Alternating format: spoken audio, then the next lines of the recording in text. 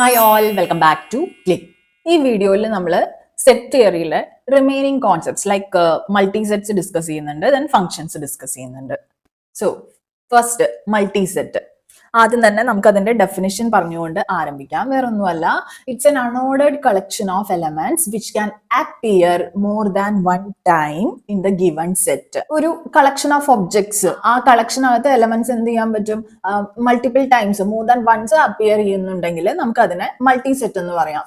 ഒരു എക്സാമ്പിൾ ആണ് ഇവിടെ കൊടുത്തിട്ടുള്ളത്. സെറ്റ് എം എന്ന് പറയുമ്പോൾ അതിനകത്ത് എ ബി ബി ബി, അതായത് എ ട്വൈസും ബി ത്രൈസും റിപ്പീറ്റ് ചെയ്ത് വരികയാണ്. ഇതിനെ എനിക്ക് ഇങ്ങനെ വേണമെങ്കിൽ എഴുതാം. ട്വൈസ് അല്ലേ എനിക്ക് എ റിപ്പീറ്റേഷൻ വന്നിട്ടുള്ളത്. 2 into A, 2 times A and 3 times B. ഇവിടെ എയുടെ മൾട്ടിപ്ലിസിറ്റി എന്ന് പറയുന്നത് 2 ആണ്. സിമിലർലി ബിയുടെ മൾട്ടിപ്ലിസിറ്റി എന്ന് പറയുന്നത് 3 ആണ്. അപ്പൊ ഇതിന്റെ ഒരു ജനറൽ നൊട്ടേഷൻ എഴുതുമ്പോൾ നമുക്ക് ഇങ്ങനെ എഴുതാം. M is our set. അതിനകത്ത് m1 into a1, m2 into a2, extra mn into an ആണെങ്കിൽ നോക്കൂ, ഇതില് an-ന്റെ മൾട്ടിപ്ലിസിറ്റി എത്രയാണ് വരിക? mn.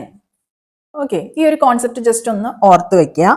ഈ മൾട്ടി സെറ്റ്സിലെ ഓപ്പറേഷൻസ് ജസ്റ്റ് ഒന്ന് ഡിസ്കസ് ചെയ്ത് നോക്കാം നമുക്ക്. രണ്ട് സെറ്റ്സ് ഉണ്ട് നമുക്ക്. എ എന്ന് പറയുമ്പോൾ 2a, 3b, 4c അങ്ങനെയാണ് എലമെന്റ്സ് വരുന്നത്. ബിക്ക് അകത്താണെങ്കിൽ 3a, 2b, 5d. ഓക്കെ, ഇനി അതിലെ ഫസ്റ്റ് ഓപ്പറേഷൻ എന്ന് പറയുന്നത് A union B. A union B is equal to, നമ്മൾ എയും ബിയും കൂടെ യൂണിയൻ ചെയ്ത് കഴിഞ്ഞിട്ട് എങ്ങനെയായിരിക്കും നമുക്ക് കിട്ടുക? ഇതിനകത്ത് നമ്മൾ രണ്ട് സെറ്റ്സിലെയും മാക്സിമം ഓഫ് മൾട്ടിപ്ലിസിറ്റി വേണം ചൂസ് ചെയ്യാൻ. ഫോർ എക്സാമ്പിൾ, എക്ക് അകത്ത് 2 ആണ് മൾട്ടിപ്ലിസിറ്റി എയുടെ, 3 ആണ് എയുടെ മൾട്ടിപ്ലിസിറ്റി എങ്കിൽ എ യൂണിയൻ ബി ചെയ്യുമ്പോൾ റിസൾട്ട് ചെയ്യുന്ന സെറ്റില് എയുടെ മൾട്ടിപ്ലിസിറ്റി എന്ന് പറയുന്നത് 3 ആയിരിക്കും. അതായത് 3a എന്ന് വേണം നമ്മൾ എഴുതാനായിട്ട്. Okay, maximum of the given sets. അപ്പൊ അതുപോലെ തന്നെ ഇനിയിപ്പോ ബിയുടെ കേസ് എടുക്കുകയാണെങ്കിൽ 3b ആയിരിക്കും വരിക.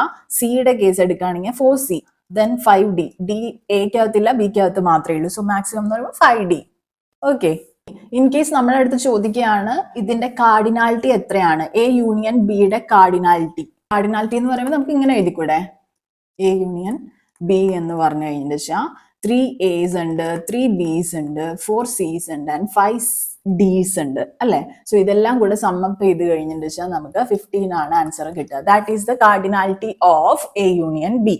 Second operation A intersection B ആണെങ്കിൽ ഇവിടെ നമ്മൾ യൂണിയൻ ചെയ്യുമ്പോൾ മാക്സിമം ആയിരുന്നു മൾട്ടിപ്ലിസിറ്റിയുടേത് കൺസിഡർ ചെയ്തിരുന്നതെങ്കിൽ ഇന്റർസെക്ഷൻ ചെയ്യുമ്പോൾ മൾട്ടിപ്ലിസിറ്റിയുടെ മിനിമം വേണം കൺസിഡർ ചെയ്യാനായിട്ട്. സോ നമ്മുടെ സെറ്റ്സ് എയും ബിയും ആണ്. എലമെന്റ്സ് കൺസിഡർ ചെയ്യുമ്പോൾ എയുടെ മൾട്ടിപ്ലിസിറ്റി മിനിമം വരുന്നത് എത്രയാണ്? നമുക്ക് 2 അല്ലേ വരുന്നത്. ദെൻ ബിയുടെ കൺസിഡർ ചെയ്ത് കഴിഞ്ഞിട്ട് വെച്ചാൽ 2b, 2a, 2b. Then C, four സിയുടെ കേസിൽ ഏതാണ് മിനിമം വരിക? 0c.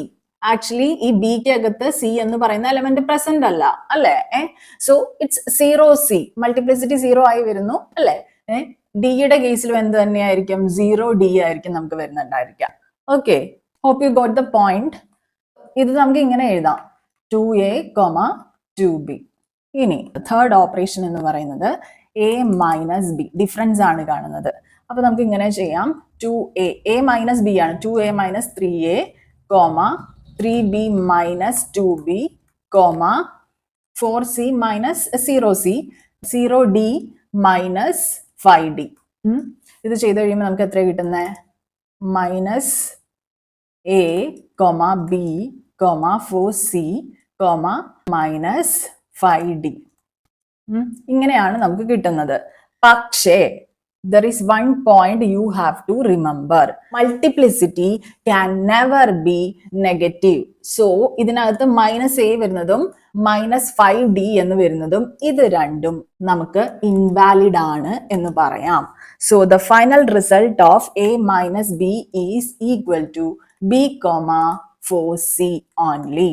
അപ്പൊ അത് നോട്ട് ചെയ്ത് വെക്കുക. Multiplicity can never be negative. Similarly നമ്മളിപ്പോ ബി മൈനസ് എ ചെയ്യുമായിരുന്നെങ്കിൽ എങ്ങനെയായിരിക്കും? 3a minus 2a is equal to a വന്നു. 2b minus 3b ചെയ്യാനാവില്ല. 0c minus 4c ചെയ്യാനാവില്ല. 5d minus 0c എന്ന് പറയുമ്പോൾ നമുക്ക് എന്ത് എഴുതാം? 5d തന്നെ എഴുതാം. So this is the answer b minus a. ഇനി നമുക്ക് അടുത്തൊരു ഓപ്പറേഷൻ നോക്കാം, which is a XO b. ഇതിനെ നമുക്ക് a ഡെൽറ്റ b എന്ന് വേണമെങ്കിലും റെപ്രസെന്റ് ചെയ്യാം. നേരത്തെ നോക്കൂ, ഇതിനകത്ത് നമ്മൾ പറഞ്ഞു ഡിഫറൻസ് ഓപ്പറേഷൻ ചെയ്യുമ്പോൾ നമ്മൾ എന്ത് ചെയ്യുന്നില്ല? നെഗറ്റീവ് വാല്യൂസ് കൺസിഡർ ചെയ്യുന്നില്ല. So if I take mod of a minus B ആയിരുന്നെങ്കിൽ ഈ നെഗറ്റീവ് ഇല്ലാതെ വെറും a b 4c 5d എന്ന് എനിക്ക് ആൻസർ കിട്ടിയാനെ അല്ലേ? അപ്പൊ ആ ആൻസർ ആയിരിക്കും a XOR b ചെയ്യുമ്പോൾ നമുക്ക് കിട്ടുന്നത്, വിച്ച് ഈസ് എങ്ങനെ എഴുതാം നമുക്ക്? Set a b 4c 5d. മനസ്സിലായി എന്ന് വിചാരിക്കുന്നു. നൗ നെക്സ്റ്റ് വൺ എന്ന് പറയുന്നത് a പ്ലസ് ബി. സിമ്പിൾ ആണ്. എയും ബിയും കൂടെ ആഡ് ചെയ്യുമ്പോൾ എയുടെ മൾട്ടിപ്ലിസിറ്റീസ് 2ഉം 3ഉം വരുന്ന രീതിയിൽ. അപ്പൊ 2a plus 3a, 3b plus 2b, 4c ഉണ്ട്, പിന്നെ 5d ഉണ്ട് അല്ലെ? ഇനി ഇതിന്റെ സം ചെയ്ത് കഴിഞ്ഞെന്ന് വെച്ചാൽ 5a കിട്ടുന്നു, 5b കിട്ടുന്നു, 4c കിട്ടും, പിന്നെ 5d കിട്ടും. This is the answer for a plus B. ഇതിന്റെ കാർഡിനാലിറ്റി എത്രയാണ് നമുക്ക് വരുന്നത്? Cardinality of a plus B എന്ന് പറയുമ്പോൾ ദിസ് ഈസ് ഈക്വൽ ടു 5 10 15 4 19 അല്ലെ? ഇതൊരു കാര്യം ശ്രദ്ധിക്കേണ്ടത്, a പ്ലസ് ബി ഓപ്പറേഷൻ ചെയ്യുമ്പോഴാണ് മൾട്ടി സെറ്റ്സിൽ നമുക്ക് മാക്സിമം കാർഡിനാലിറ്റി കിട്ടുന്നത്. ഏത് കേസിൽ? എ പ്ലസ് ബി ചെയ്യുമ്പോൾ കേട്ടോ. മൾട്ടി സെറ്റ്സിന്റെ കേസിൽ A union B, A intersection B, A difference B, B difference A XOR B, A plus B, അതൊക്കെ റെലവെന്റ് ആണ്. അങ്ങോട്ടും ഇങ്ങോട്ടും തെറ്റിപ്പോവാതെ ചെയ്യാനായിട്ട് അറിഞ്ഞിരിക്കണം. ക്വസ്റ്റ്യൻസ് അങ്ങനത്തെ വന്നേക്കാം, കേരള PSCയിലും വന്നേക്കാം, ഗേറ്റിലും വന്നേക്കാം. ഓക്കെ, ഇനി നമുക്ക് ഫങ്ഷൻസിനെ കുറിച്ച് ഡിസ്കസ് ചെയ്യാം. ഫങ്ഷൻസിനെ വേണമെങ്കിൽ നമുക്ക് മാപ്പിംഗ്സ് എന്ന് വിളിക്കാം. കൂടാതെ ഇതിന്റെ മറ്റൊരു പേരാണ് ട്രാൻസ്ഫോർമേഷൻസ്. അങ്ങനെയും നമുക്ക് ഫങ്ഷൻസിനെ വിളിക്കാം. ഇനി എന്താണ് ഫങ്ഷൻസ് എന്ന് പറഞ്ഞുകൊണ്ട് തുടങ്ങാം നമുക്ക്. എന്റെ പക്കല് എ ബി അങ്ങനെ രണ്ട് നോൺ എംപ്റ്റി സെറ്റ്സ് ഉണ്ട്. A function F from A to B. It's an assignment of exactly one element of B to each element of A. Exactly one element of B. അത് ശ്രദ്ധിക്കണം. Exactly one element of B to each element of A എന്നാണ് പറഞ്ഞിരിക്കുന്നത്. F of A is equal to B. If B is the unique element of B assigned by the function F to the element of A. ഇതിന്റെ representation അതുപോലെ തന്നെ കുറച്ച് ടെർമിനോളജീസും കൂടെ ഞാൻ പറയാം, അപ്പൊ നിങ്ങൾക്ക് കൃത്യമായിട്ട് മനസ്സിലാവും. നേരത്തെ നമ്മൾ പറഞ്ഞായിരുന്നല്ലോ, if f is a function from A to B, അങ്ങനെയാണെങ്കിൽ എ എഫിന്റെ ഡൊമൈൻ എന്നും അതുപോലെ തന്നെ ഈ പറയുന്ന ബി എഫിന്റെ കോ ഡൊമൈൻ എന്നുമാണ് നമ്മൾ പറയുന്നത്. ഓക്കെ, ഇനി നേരത്തെ നമ്മൾ പറഞ്ഞു if F of A is equal to B. അങ്ങനെയാണെങ്കിൽ നമുക്ക് പറയാം ബി എന്ന് പറയുന്നത് it's an image of A and A is the pre image of B. The function F maps A to B. അതാണ് ഈ ഇമേജിനകത്ത് കാണിച്ചിരിക്കുന്നത്. എ എന്ന് പറയുന്ന ഒരു സെറ്റ് ഉണ്ട്, എനിക്ക് ബി എന്ന് പറയുന്ന ഒരു സെറ്റ് ഉണ്ട്. എക്കകത്തുള്ള ഒരു എലമെന്റ് ആണ് എ, ദെൻ ബിക്കകത്തുള്ള ഒരു എലമെന്റ് ആണ് ബി. ഇവിടെ ഞാൻ പറഞ്ഞിരിക്കുകയാണ് f of a is equal to b. അതായത് b is the unique element of b which is assigned by the function f to the element of a of set a. Okay, concept മനസ്സിലായില്ലേ നിങ്ങൾക്ക്? ഇവിടെ നമ്മൾ ഓർത്ത് വെച്ചിരിക്കേണ്ട കുറച്ച് terminologies, domain എന്താണ്, codomain എന്താണ്, image എന്താണ്, പ്രീ ഇമേജ് എന്താണ്, അതൊക്കെയാണ്. ഓക്കെ, പിന്നെ അതുപോലെ തന്നെ മറ്റൊരു കാര്യം എപ്പോഴും ഓർക്കേണ്ടത്, നമ്മുടെ എ എന്ന് പറയുന്ന സെറ്റില് അതിലെ number of elements equal to എമ്മും number of elements in B is equal to n. അങ്ങനെയാണെങ്കിൽ number of functions possible from A to B എന്ന് പറയുന്നത് n പവർ m. ബിയുടെ കാർഡിനാലിറ്റി എന്താണോ അത് പവർ എയുടെ കാർഡിനാലിറ്റി. എങ്ങനെയാണെങ്കിൽ possible number of functions possible from A to B. നേരെ തിരിച്ചായിരുന്നെങ്കിൽ ബി ടു എ എന്നായിരുന്നെങ്കിൽ നമുക്ക് പറയാം m പവർ n എന്ന് പറയാം. നെക്സ്റ്റ് ഒരു കാര്യം കൂടെ നമ്മൾ ഓർത്ത് വെക്കേണ്ടത്, ഒരു ഫങ്ഷൻ ഉണ്ട് f എന്ന് പറഞ്ഞിട്ട് എ ടു എ. അങ്ങനെയാണെങ്കിൽ എനിക്ക് പറയാം this is called a function on the set A. Set എയുടെ cardinality say let it be n. അങ്ങനെയാണെങ്കിൽ ഇതിനകത്ത് പോസിബിൾ ആയിട്ടുള്ള അതായത് number of functions possible on A എന്ന് പറയുന്നത് എത്രയായിരിക്കും? ഈ ഒരു ഫോർമുല വെച്ച് നോക്കുമ്പോൾ n power n. I hope you got the point. നേരത്തെ ഇതിൽ ഞാനൊരു എക്സാമ്പിൾ ആഡ് ചെയ്തിട്ടുണ്ട്. സേ എ എന്ന് പറയുന്ന സെറ്റിനകത്തുള്ള എലമെന്റ്സ് ആണ് ഈ എയും ബിയും. ദെൻ ബി എന്ന് പറയുന്ന ഒരു സെറ്റ് നമുക്ക് തന്നിട്ടുണ്ട്. അതിനകത്ത് 1, 2 എന്ന് പറയുന്ന 2 എലമെന്റ്സ് ഉണ്ട്. അതിവിടെ ഞാൻ റെപ്രസെന്റ് ചെയ്തിട്ടുണ്ട് എ ബി 1, 2.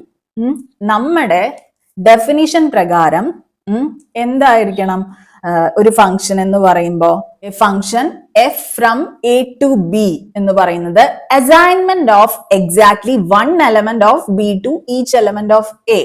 ഈ ആദ്യം തന്നിരിക്കുന്നത് ഒരു ഫംഗ്ഷൻ അല്ല. ഇവിടെ ഞാൻ ഫംഗ്ഷൻ എടുത്ത് എഴുതാൻ നോക്കിയപ്പോ ഇതിനെ പെയർ ചെയ്ത് കഴിഞ്ഞപ്പോൾ എനിക്ക് എ ടു 1 ഒരു മാപ്പിംഗ് നടക്കുന്നു. എ ടു 2 ഉണ്ട്, ബി ടു 2 ഉണ്ട്.